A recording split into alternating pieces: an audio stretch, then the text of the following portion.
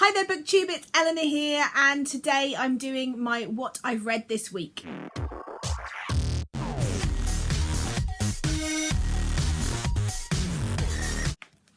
So this week's been a really good week for me reading wise. I've completed an audiobook and I've read 4 other books and I'm really excited. I finished my first non-fiction November book, so I'll talk about that one first, and that is Glitter and Glue by Kelly Corrigan. Now if you've seen my TBR for non-fiction November, you'll know that I picked this one up on the recommendation of Patty from I Smell Books, who isn't making videos anymore but does have a blog, and I will link it down below.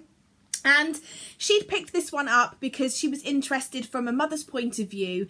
The story is Kelly Corrigan's memoir. It's about motherhood and how mothers are often seen as the glue that keeps the family together, and that dads are the glitter and the glitz that come in and, you know, do all the fun whizzy stuff, while it's the mums that are behind the scenes working hard to keep everyone glued together and functioning.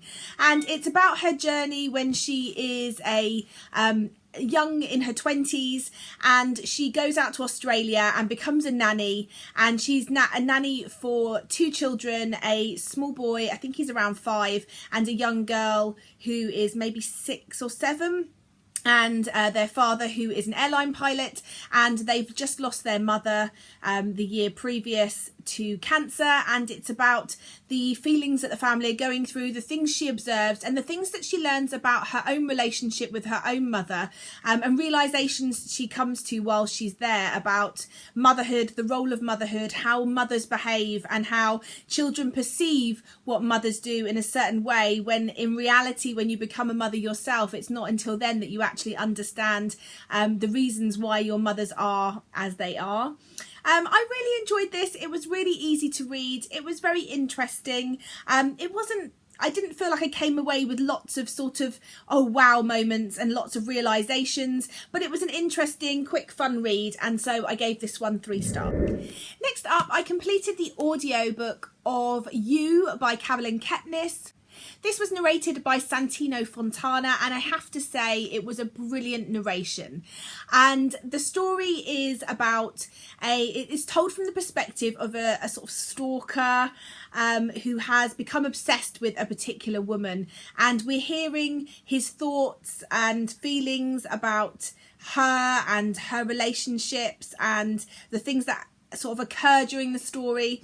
And it's really easy to get swept up in his feelings and actually start to rationalize them in your own head as like, oh yeah, you know, he's got a point there, and oh, and yeah, you know, that does make sense. And you do kind of start to feel stuff for him. You start to feel like maybe he's doing her a favor, and it's a really unnerving feeling being in the head of someone like that, and then starting to think, I mean, you never really fully get on board with him, but then you do start to rationalize some of the thought processes, because logically sometimes they make a bit of sense. It's just really weird, but I really enjoyed it. It was really well narrated. I'm really loving Audible because it's giving me a chance to try some great audiobooks, and it's just, yeah, it's opened my eyes to something new. It's added to my reading because now I can listen and read. So those times where I wasn't able to read before, I can now listen, and so I'm reading even more if that's possible.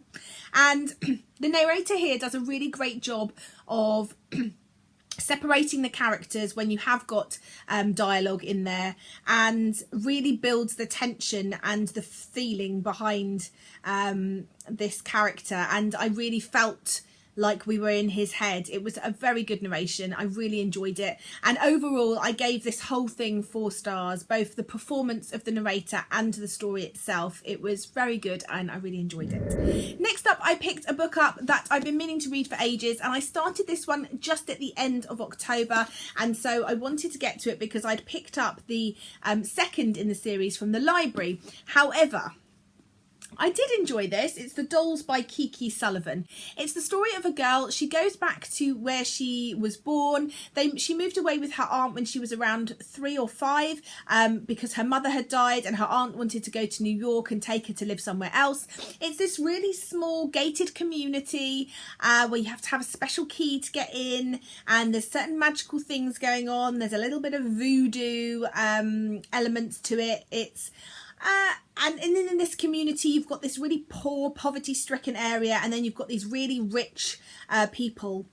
And our main protagonist, Ebony, is the heiress of a big mansion in the rich area. She goes to the new school and she starts to meet this group of girls called the Dolls, who are rich and powerful and the mean girls at school, and she starts to uncover her destiny and her legacy and things about her past and what happened to her mother. And this is fun and it's easy and it was interesting, but it didn't really leave me wanting more, and so I'm not going to pick up the next in this series because I'm just not that fussed in finding out anymore. I love the pages on this. So it was a good, easy, fun read, but nothing special, and so I gave this one 3 stars. The next book I picked up was part of my NetGalley November TBR, and I also had a physical copy, so I did read it in physical, but it is from my NetGalley to read list, and that is All the Rage by Courtney Summers. Now, this was a proof copy I picked up in a second-hand bookshop, so this isn't actually how the real cover looks. This is the story of a young girl called Romy, and she starts this. We're not really sure what's gone on, but there's something going on in her life. She works at a diner which is slightly out of town. It seems like quite an insular, small town feel, and she is definitely getting picked on by the other girls especially, but the boys as well at school. There's hints going on that something's happened that they feel she's lied about, and you can tell from the blurb in this that the previous summer, she claims to have been raped by the sheriff's elder son, Kellen, and nobody believes her, and nobody has believed her, and nothing has happened and nothing has come of it. And then we unravel various other things, and I don't want to ruin anything for you. This was a really good book. I really enjoyed the characters in this. Romy was a really interesting character. I felt very real anger in this for her. I just wanted everyone to know what was the truth and what was going on, and I wanted her to open up and share it with people, and I wanted the grown-ups in this to be more grown up, and I didn't want to believe that the grown-ups in this would behave the way they did, and the way they sort of ignored certain things, and that things didn't feel like they'd been properly looked into. I don't know what it's like in small town America. I come from England. I've never been in small town America, so I don't know what it's like to have that sort of local sheriff. You know, we wouldn't know our local policeman, and I don't know if it's like that in many places in the US, but I did feel anger for Romy at the way that she was treated, and how corrupt it felt that the people that are meant to be protecting you are actually more out for themselves and protecting themselves and covering things up, and that made me angry. As I said, it was a really good read. It wasn't spectacular, it wasn't a 5-star read for me, but I definitely recommend it if you're interested in reading stories like this and find it's got a bit of a mystery in it as well. A young girl disappears and we're trying to work out what happens there. It was a good solid 4-star read for me.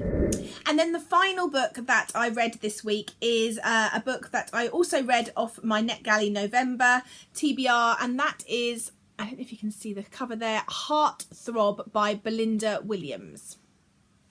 Now, I picked this one off NetGalley out on a bit of a whim, really. It was a romance story. It's about a girl. She goes to LA to stay with her friend, who has now turned into this sort of big starlet movie star. Her friend's just getting a divorce from her quite a bit older producer husband, and she's going out there to support her, but also she's never been able to follow her dreams of becoming a fashion designer. She's from a massive Italian family. She'd got a scholarship to go out to New York and train in design and fashion, and her father got sick, and so she didn't end up going, and she just ended up living her life working in her parents' Italian restaurant, learning to cook, and sort of stagnating a little bit. And her friend is using this opportunity to get her to come out and making her promise to give sort of 5 months a really good shot at giving the fashion design business a go, and setting her up in her house with all the things she needs to create an outfit for her, or 2 outfits actually, for 2 different award ceremonies, which could give her a massive amount of exposure and really set her off in her fashion career. Of course, there is a boy in this, and he is a actor, and a relationship forms between himself and our main character. What I really loved about this, it came from left field and punched me round the face, and it was just a really good, strong female friendships in this. And I think it really also helped to bash down those barriers of that famous people are different, and well, they are different, they do live a very strange lifestyle. You know, it must be very weird for them, but you know, that every actor and actress is a backstabbing bitch, you know, it really dispelled that and made you think about the way you perceive people. And we're seeing this through our main character's eyes, who is you know, very normal, and but she has these preconceived notions of what famous people are like, and it's about her changing her views, and as she changes hers, we realise things as well. And I cried in this book. I cried, and it's not often I cry in sort of a contemporary romance setting, but I felt these 2 characters, and I felt for her so much when things happened. And I really loved where this went, because you thought it was gonna sort of tie up, and then there was a big sort of change at the end, which really sort of added an extra dimension to this for me, and I just really loved it. And I'd never heard of Belinda Williams before. I was 100% drawn into this, first by the front cover and then by the synopsis, and I'm so pleased I picked it up, because I'm definitely going to be picking up future books by her. And if you like the contemporary romance story, then I think you will really enjoy this one, and it's definitely worth giving a shot. So that was Heartthrob by Belinda Williams.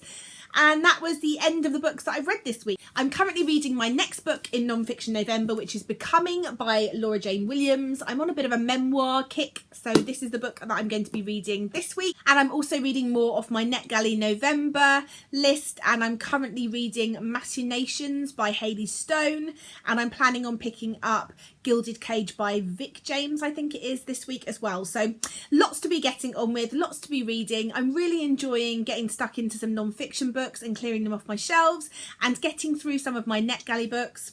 Anyway, let me know if you've read any of these, what your thoughts were on them. Do any of these pique your interest?